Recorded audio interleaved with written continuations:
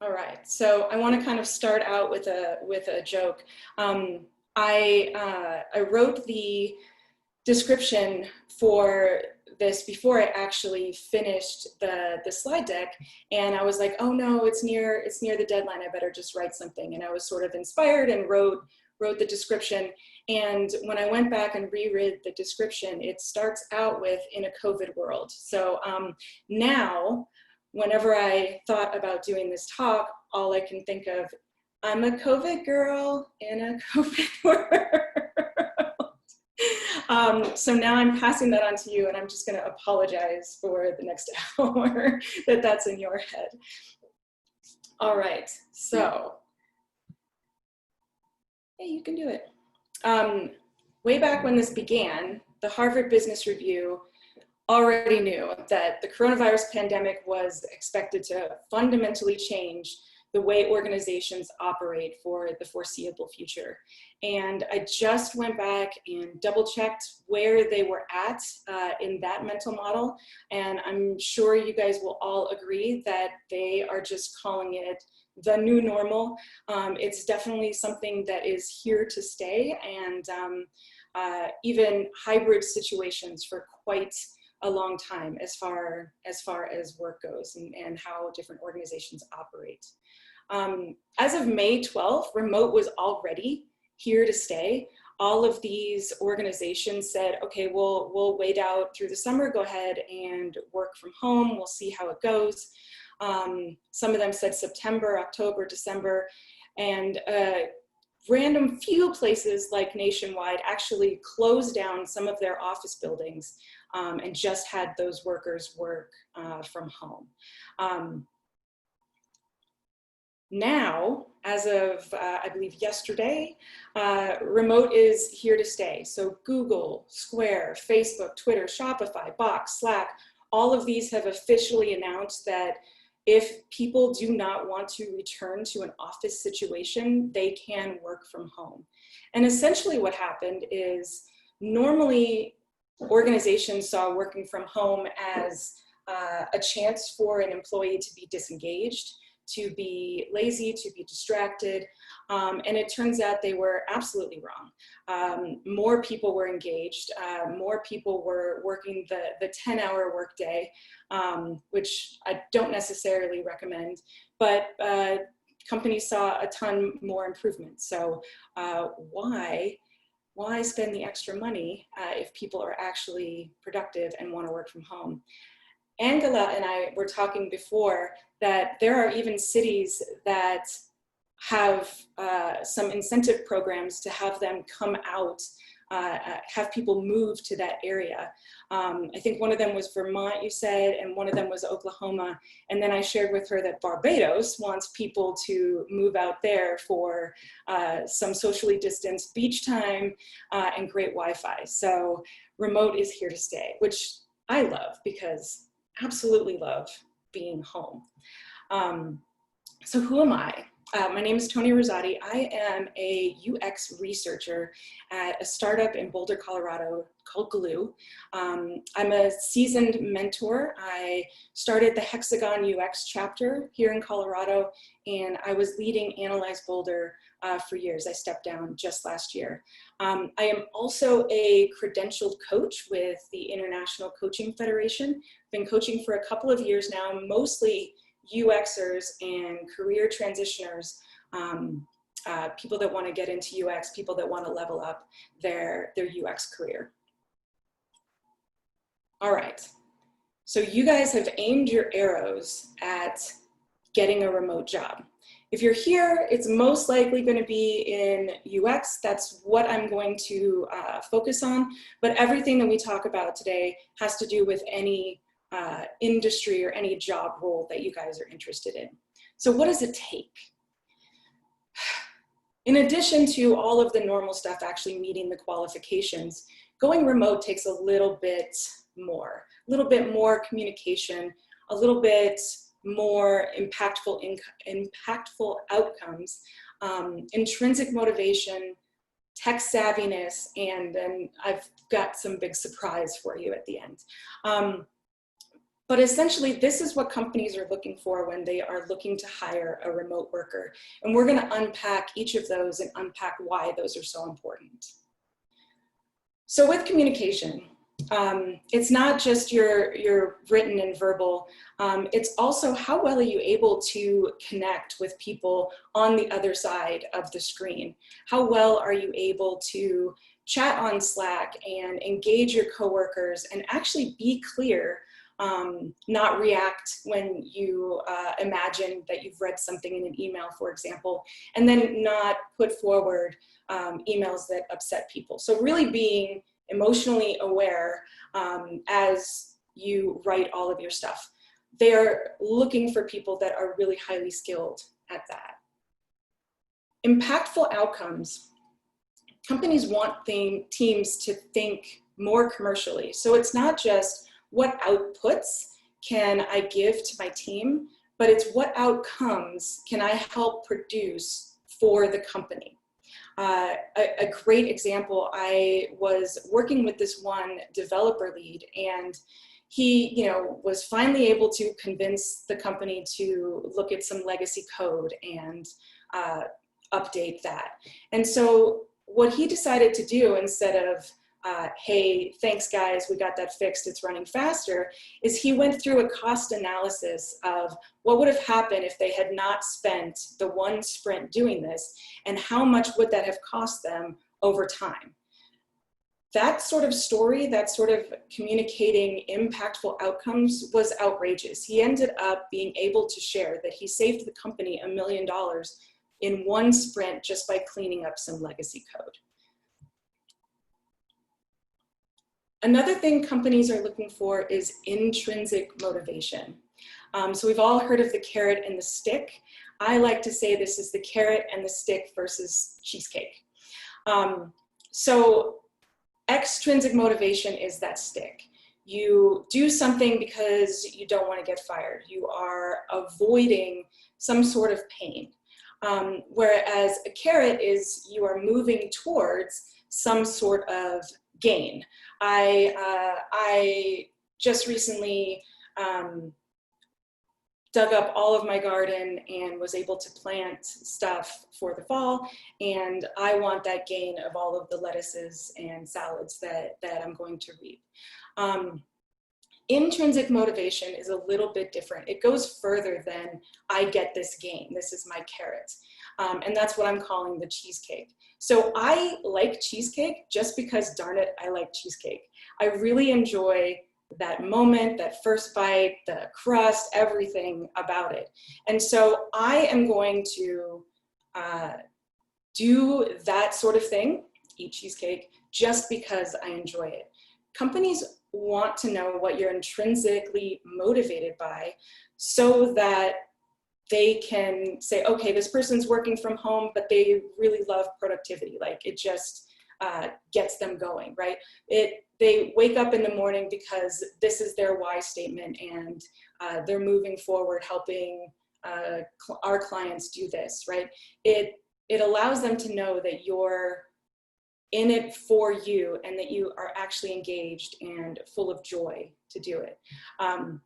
When I was interviewing at Glue 3 years ago, I shared a ton of information about my passion for mentoring, but I somehow left out a project that I was working on at the time, and it was just for fun, just because I was helping somebody, a PhD student, build his portfolio in UX, and we happened to be working on a StrengthsFinder type of product redesign.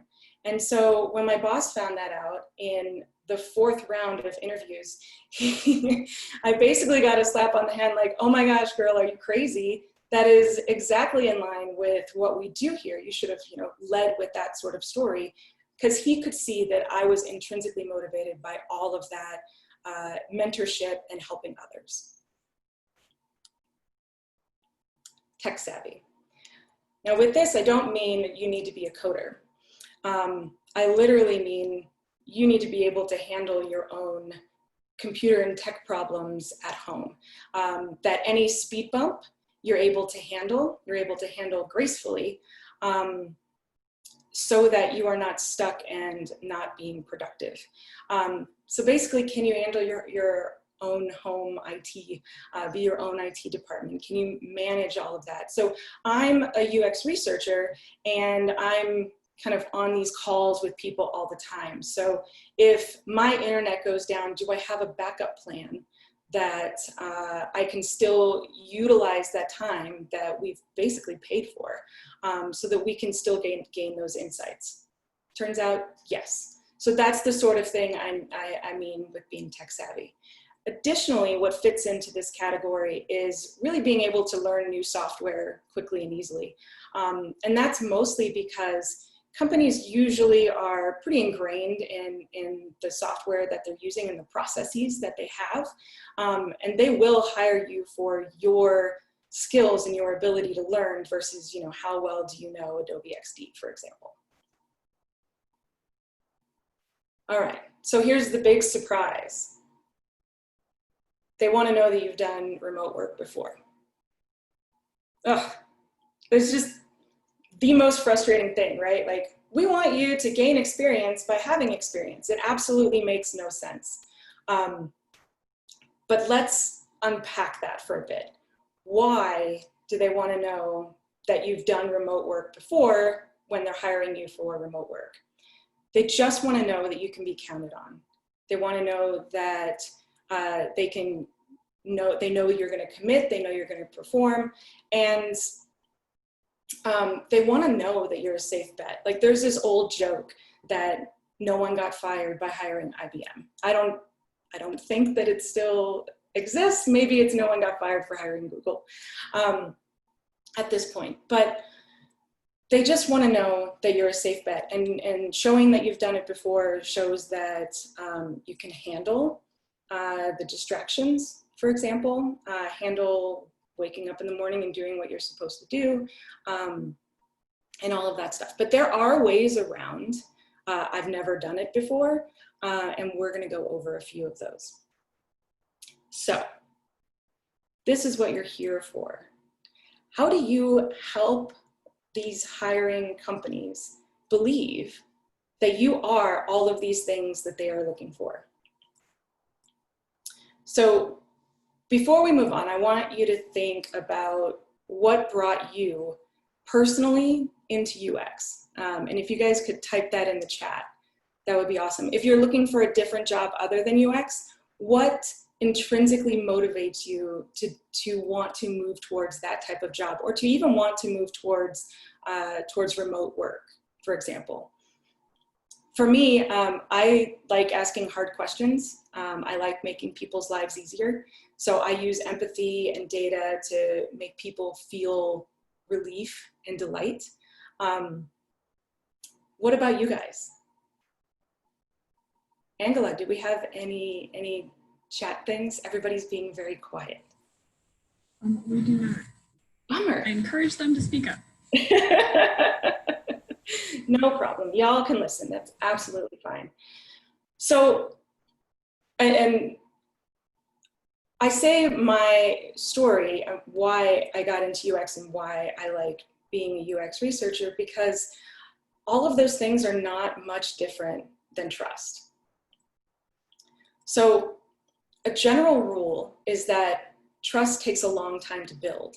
But how are you going to do that when you're just getting to know a company and they're just getting to know you? You know, you don't have that much time before you guys need to commit to each other. So it turns out there's a formula to build trust. And again, in the chat window, how many of you believe that someone trying to sell you something actually has your best interests in mind? How many of you believe that there's truth in advertising, for example? And so while hopefully some of you are typing that in, or hey, maybe no one, and woohoo, I'm gonna go over this formula. So trustworthiness is a combination of your credibility, how much people have seen that you can do this before, how much you can say, oh, hey, I have these certifications, I've done this before, right? It's a combination of credibility and reliability, I am going to do this again in the future. I'm going to do this on time, on budget, that sort of thing. And then it's also combines in intimacy. So are you actually just likable? Are you able to connect to your coworkers, to your boss? Are you able to have that level of comfort with people? Now, different companies have different cultures, and so that level of intimacy will be very different. For example, my company is pretty forthcoming with any sort of family issues and very welcoming for parenting stories, but that's not necessarily every company culture. So intimacy is really matching connection with others according to that culture. And all of that gets discounted when the person you're trying to connect with is self-oriented, when they're only doing it for themselves, when there's no actual give in this give and take. So that's why I'm asking if anyone actually believes that someone trying to tell you something has your best interests in mind. Story behind that is my mom tends to have this very trusting, altruistic heart, and she loves the Home Shopping Network and QVC.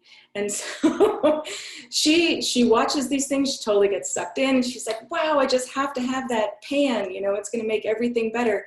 And she gets it, and the other day she said to me, you know, it's just not like what they said it was. And I went, Ma, you know, of course it's not. You know, they're there for themselves. They're not necessarily there to try to make your life better. They just want to convince you to give them the money.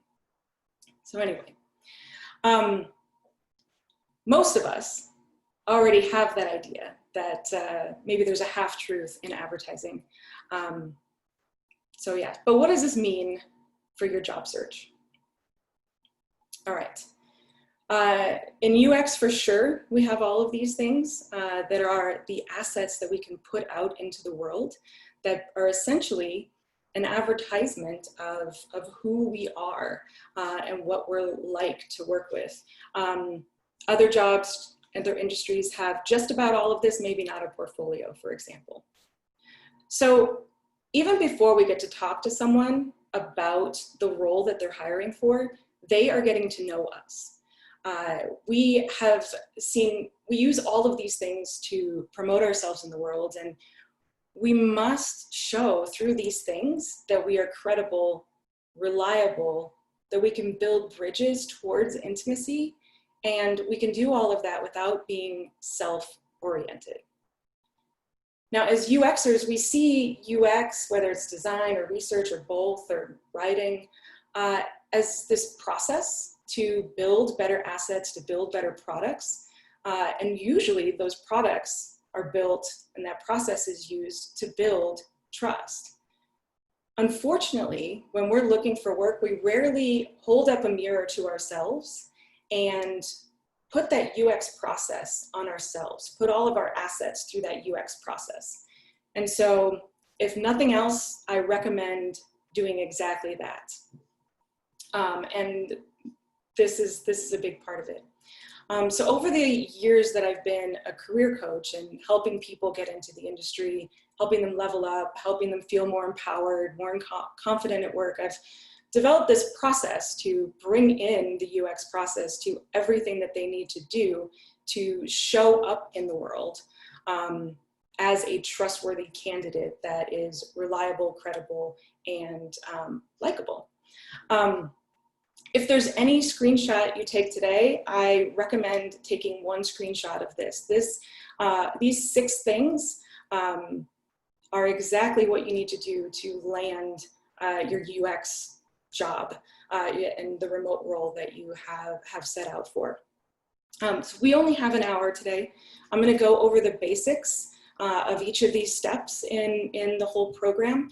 And each of these steps, like I said, is an opportunity to show these hiring managers that you have the 5 things that they're looking for in a remote worker, and also that they can trust you, that you're a good bet, you're a good decision as far as someone to hire. So we've really already talked about aiming your arrow. Now, generally, I would like people to go a little bit deeper. I want them to look at the industry or the product types. You know, are you interested in education, or are you interested in banking? So those are very different company cultures, all of that, right? What are the different job activities? A lot of UXers aren't sure if they want to do the pieces of the whole process, if they just want to focus on research, writing, or, you know, how strong their visual skills are. So really being able to nail down what you're going for. And the difference is you can come across as, I just want a paycheck. Boy, I just really want this title. I want a job. I need a job. Oh my goodness. As this extrinsically motivated person that maybe isn't reliable for the long term. Or you can come across as someone that is passionate, is a great match for what they're looking for. They can count on you. They can see your credibility. They understand you, and they trust that you're going to be with the company and give it your all. Architecting your assets.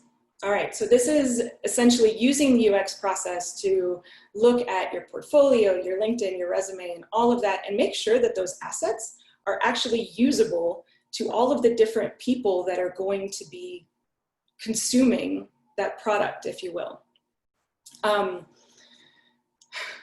So, is your portfolio easy to navigate? Is there context when someone arrives on that first page, so they know who you are, they know what you want, they know where you've been and why you're interested in moving in this particular direction? Can they see your style or get a sense of what it's like to work with you? Really, do they have an understanding based on whether they just skim even, if you're a qualified person, or if you're a good match for what they're looking for?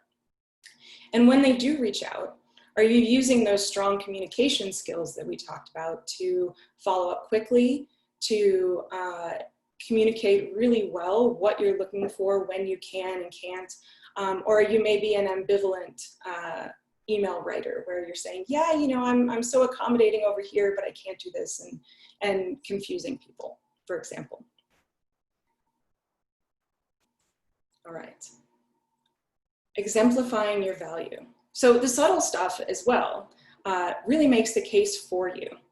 So showing pictures can show that you have actually done that sort of thing. You can, I don't know if you guys have noticed just yet, but all of the pictures that include me in this presentation, I'm doing some sort of public speaking, and that is supporting me being the speaker, my credibility today. I'm also showing a picture of myself through Zoom on the computer. So I'm trying to show that I've done remote work before. Again, that has everything to do with, I've done this before, I'm credible, I'm reliable, and I can build intimacy through this screen. Yeah. Another way you can do that, this is actually a weird truth, is that if everything is, you know, top scores and 5 stars, people tend to not necessarily believe that it is uncurated or unmanufactured. So tell a funny story as a way to talk about whether you're tech savvy or not. A great example would be, I was giving a remote usability test. So now I've said, I've done a remote test, and something happened with the technology. The internet went out, for example, right? So what did I do to overcome that? If I finished that story, then I got on the phone with someone and we were able to walk through it. So now I've demonstrated that I have a backup plan, that I'm calm, that I'm still going to use the company assets in the most efficient way possible. And I've made it more believable. I'm not absolutely perfect. I'm not trying to present myself as a perfect veneer.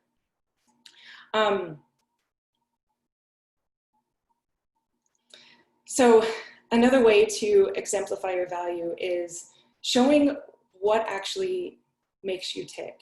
Like I said, what is getting you up in the morning? Where's your intrinsic motivation? Examples of that as you're in your interview or as you're talking about yourself on your webpage, can very easily exemplify what it's like to work with you and why you're a valuable asset to have on the team.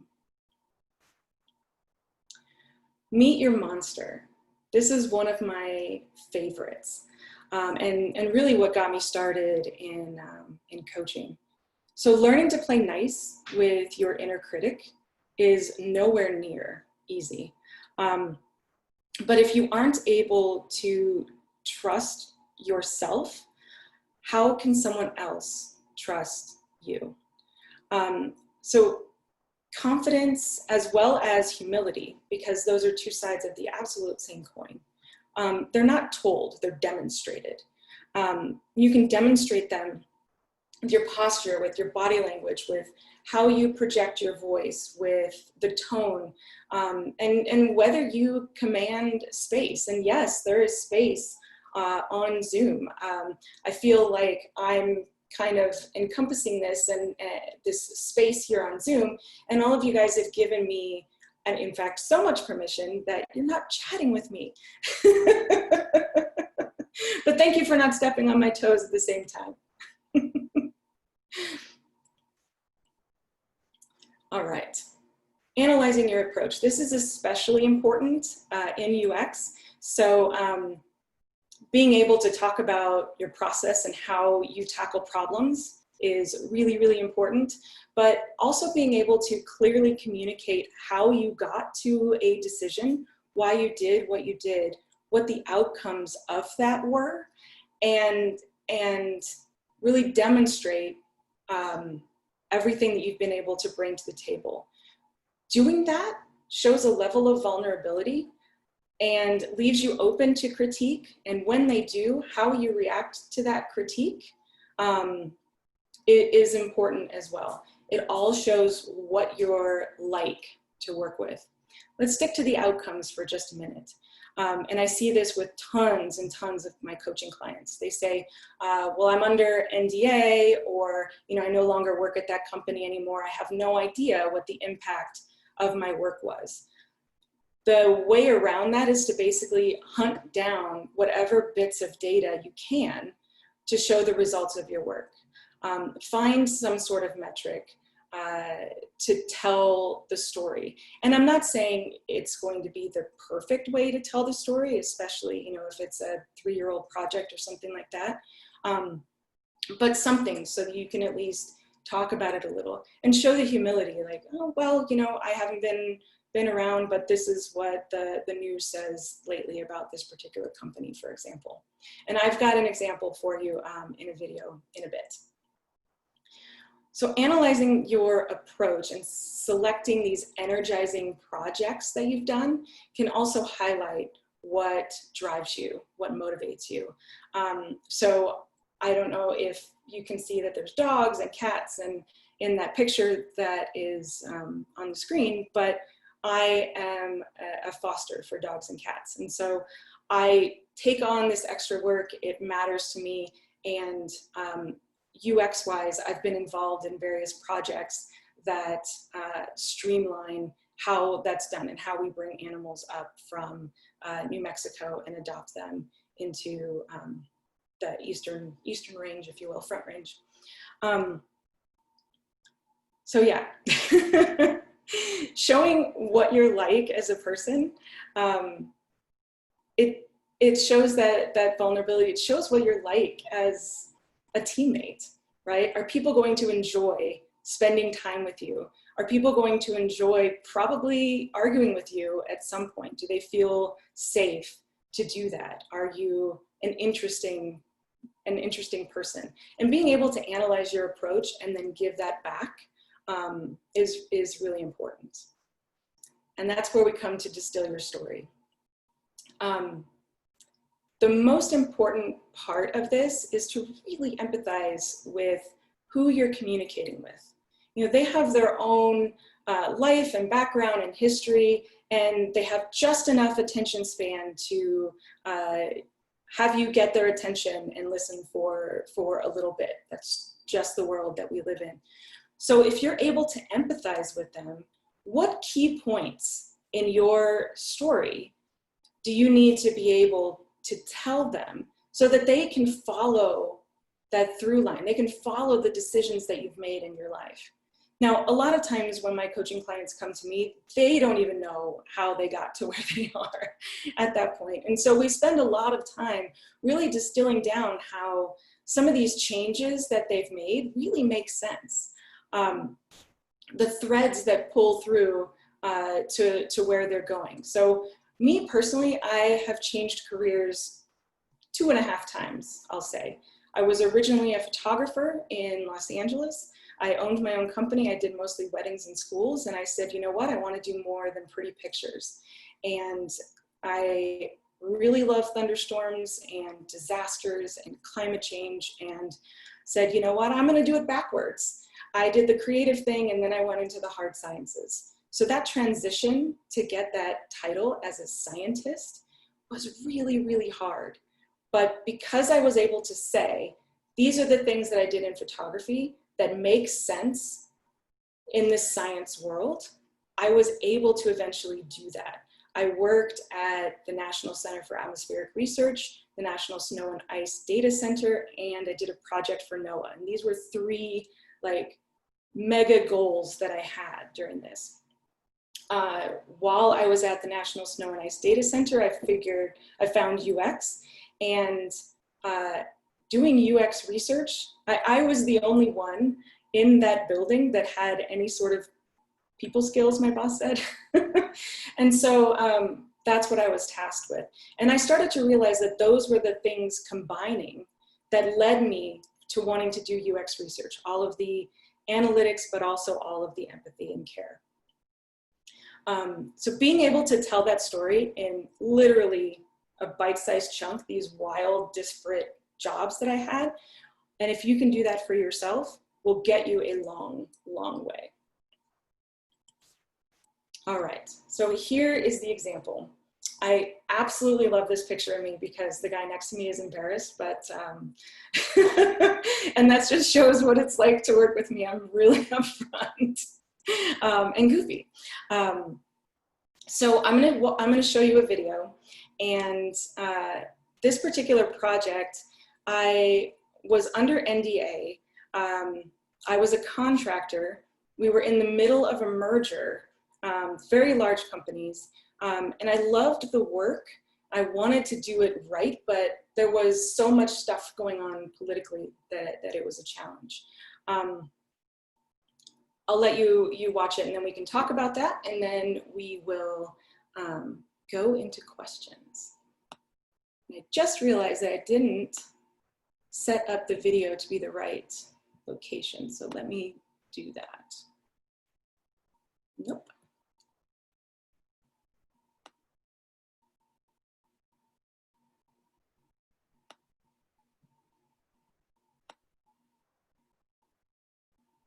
All right, that should work. I worked at Cabela's.com as a lead UX researcher, leading up to the merger with Bass Pro Shops in 2017. Our design manager really wanted to set us up for success and made sure that we redid all sorts of work. We worked on personas and the user journeys, the checkout funnels for logged in, for guest users. We really made sure that everything was on point. I am going to dive deeper into the information architecture project that I got to lead. Did you know that Cabela's.com generated $1 million, and that's B with a B, $1 billion. In revenue. I was thrilled to be working on a project at that magnitude. Working with the design lead, he helped me to navigate some of the company protocols. And after doing some baselines, I used the card sorting method to determine what might need some alteration at the higher level. But this was no ordinary card sort. One of the constraints that I had was that all of the departments needed to be represented all in one study, but that one study also needed to be completed in 45 minutes or less. The website sold 250 million unique items. So I got some marketing and sales data, and I gotta admit that the data nerd in me was really excited to be playing with all that data. And I created a stratified random subset of 60 items from those 250 million items across 10 departments. So I went to a store and I had my Optimal Workshop link in one hand and a stack of Cabela's gift cards in the other, and recruited anyone that was willing to give me some time in exchange for that gift card. Some of the most interesting findings was that each and every person that I talked to always had a sort of catch-all category. There were just items that didn't belong in any other categories that they were imagining. Another really interesting finding was that anything that was related to hunting clothing, people had a hard time putting that into either its own category or hunting or clothing, and it was just sort of a mismatch along the way, and really should have been looked at further what was behind that. But this was the last project that I did in this role, so I didn't get to see how my findings or my recommendations were received by either company. So I can't tell you that, but I can tell you that Bass Pro Shops in 2019 was an $8 billion company, and that they have changed the structure of their categorization for hunting clothing. So a lot of work for what seems like a minor change, and I can't necessarily take any credit for it. I can't guarantee that. But at the scale of $8 billion, that's worth it. Thanks. All right. So my point in showing that is really to pull everything that we talked about together into one case study or pretend communication during an interview. There's impact data that's being communicated. Sorry about that. There's humility, there's, hey, this was a mistake, there's only showing the highlights, really everything that we just went over. Dealing with an NDA, dealing with a difficult job situation, et cetera, et cetera. Yeah, so at this point, what I'd like to do is to open up our last 15 minutes or so for anything that you guys would like to talk about, whether it's interviewing, whether it's building your portfolio, whether it's actually doing a job search for whatever's remote. There's a nice handful of people that are here, so feel free to just have a conversation with me. No need to chat it into the window. I actually have a question. When you are starting the interview process or you're just beginning with applications, how can you, I guess, show the things you talked about, your vulnerability, your metrics, what you've been through before early on when they're not asking for a lot from you? Yeah, I think with UX, it's a little bit easier than other industries because we do have this portfolio. And so a portfolio tends to be some sort of web page, maybe it's got 3 or 4 different sections, and there's usually an about section. And that's exactly where you can, I mean, whether you like it or not, or whether you mean to or not, that's how you're going to be describing who you are and what you're like. In other industries that don't have a portfolio, potentially doing some some writing or blogging or other sort of article things, and making that available on your LinkedIn is potentially a way to do that.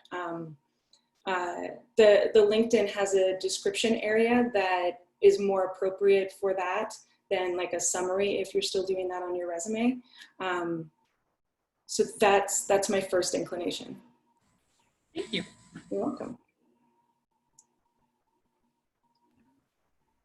I had a question. Hey, Janice. I guess I posted it in chat a little bit, but I guess this is more a question about trust. If you're, say, for instance, interviewing for a remote job and you don't know anybody with that company or you don't have any connections, do you have any recommendations on how to kind of like what the trust builder or something to kind of, because with a lot of interviews, or I just know from like being involved in the hiring process too, if you know somebody, Yep. it goes a long ways, because then you can get a recommendation. But without reaching out to the references, I was wondering if you had any good trust building suggestions. Awesome. It's a great question.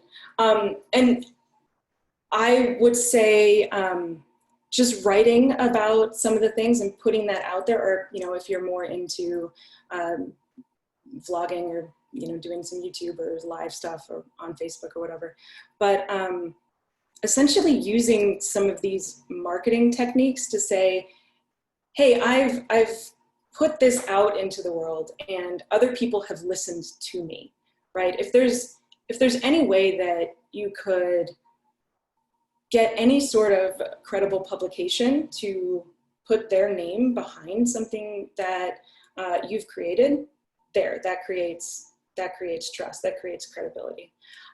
If you can get a movement of people to clap their hands at your Medium article, that also does the same thing.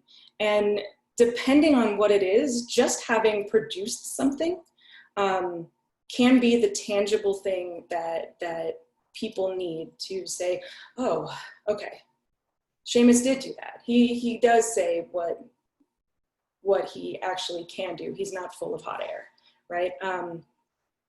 Making the intangible somewhat more tangible is extremely difficult and extremely valuable. Does that answer the question? I see you just sort of. Yeah, definitely.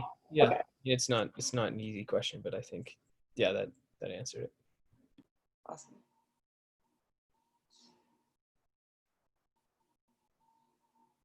I was trying to answer in addition to just doing like the LinkedIn networking, like, hey, let's have a virtual coffee, because everybody's reaching out. And in fact, there's almost this backlash that people are having on LinkedIn saying, no, you can't pick my brain, right? Like, my brain is mine to be providing value for either my company or my my organization that I work with. So it's an interesting space to be like, give me time as far as LinkedIn networking. Also have another question from the chat. What role do you see testimonials playing in positioning yourself? Where do you recommend sharing them or not? Awesome. I really curated my LinkedIn testimonials, and I don't know per se how much they've actually had an impact on me getting hired, but I was able to take those and put them into my portfolio. And so that just, again, gives a little bit of scaffolding to, hey, I did this project for this company, and then the head of the customer service department said this about me, right? So it's just like a testimonial is supposed to do, really closing that loop of I said this, someone else agrees with me. So my quick answer is I would put it in your portfolio artistically, creatively, and not just like blatantly. The first time I did use all of those testimonials in my portfolio, I just had a kudos page. And I don't think anyone really went there. I looked at the analytics sometimes, but just being able to tie it in more subtly. Like, hey, did this project, head of this department said this.